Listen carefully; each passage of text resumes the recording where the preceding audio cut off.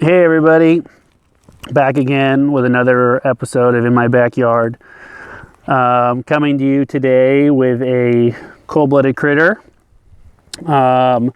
This reptilian friend of mine, if you can't see or take a guess at what it is a rattlesnake. Not just any old rattlesnake. This is a Southern Pacific rattlesnake. This is what we have here, native to Ojai. They are very, very black in color. Certain times of the day, their skin can lighten up a little bit. So sometimes they give like a diamond appearance on their back. Right now, this one I found while I was out here working, and so it was sleeping. So it was pretty relaxed, dull colors. It's relatively in a decent mood at the moment. It's just sitting here letting us look at it. It's huffing and puffing really loud, really strongly to kind of give us the impression that it's bigger. If I go ahead and poke it or try to touch it, it's probably going to rattle. It's in the coiled position, ready to strike. If it feels like I'm getting too close to it, it's sticking its large forked tongue out, sensing, smelling the air, smelling me, smelling how close I am and its surroundings. Right now, it's just hanging out. This particular snake packs a pretty potent bite. It injects a neurotoxin, which breaks down the nervous system, struggling and breathing, and wherever the areas that it bites, it would struggle more so. But primarily a nocturnal hunter. This is part of the pit viper family. The reason they call it a pit viper is because it's got these pits in front of its nose that it uses to, basically they're like heat sensors, kind of like the predator. So when it hunts at nighttime, it sees almost like an infrared of whatever it's trying to hunt. A snake of this size, it would probably eat something in the size of a small rat, large mice. So they're very good to have around your home. They're not, outside of them being poisonous, which is why everyone's scared of them, they are very beneficial to have around because they eat rodents.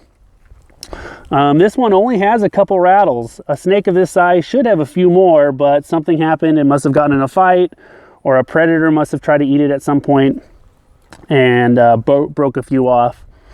Rattlesnakes get their rattles every time they shed their skin. So it's not based on how old the snake is, more so how much it grew throughout the year. So if there's an abundance of food, the snake might eat more and shed more, and it'll have a longer tail, and vice versa. If there's not much food out, it's a bad year for finding prey, it might not have as many rattles. They typically don't get more than about 4 to 5. After they start getting that, they start breaking and falling off along the rocks as they travel. They don't need to be very long. I'll show you in a second here. We're going to see if we can get this snake to rattle for us and give us an idea of what it sounds like. In most cases, if you come across a rattlesnake, this is what it's going to do. It's going to sit here and let you know, I'm standing my ground. Don't get too close to me. Something bad could happen. If you walk away from that snake, this is exactly what's going to happen. Nothing. Absolutely nothing. Rattlesnakes do not want to bite. They do not want to inject their venom. They need that venom to hunt, to eat, and to actually protect themselves against real predators. So it's important to try to make sure he doesn't bite us or anything it's after. Most of the time people get bit are one of two reasons. One of a couple reasons. One, they're messing with them, like myself, or they are running through the field or running off trail and accidentally step on one that's sleeping. But for the most part, if you're walking or you're hiking and you come across one on the trail, it's going to tell you right away. It's going to start rattling if it feels threatened by you. So you can see he's not too threatened by us. That's why it's not rattling. Come here. Come here.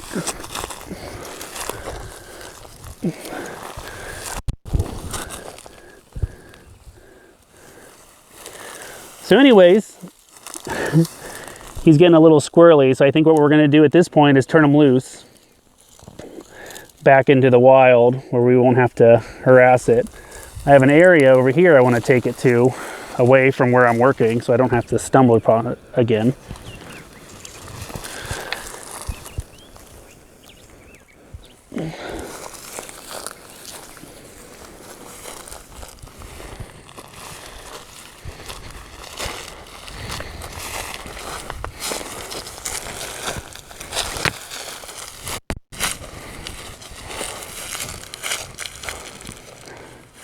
If you hold them by the tail, they're such a heavy-bodied snake that they're not going to whip around and get you. But I use the snake hook to kind of control the head a little bit.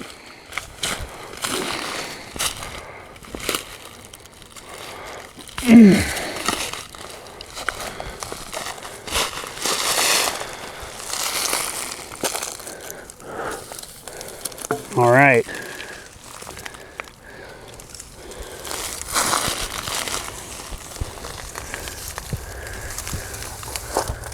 What a beauty. So the snake's not threatened at all right now. That's why it's not rattling. That's why it's letting me just handle it with my hands without a hook. It's okay.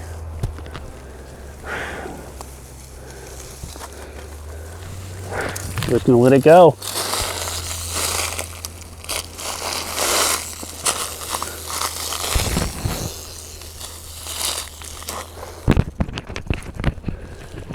And in a hole.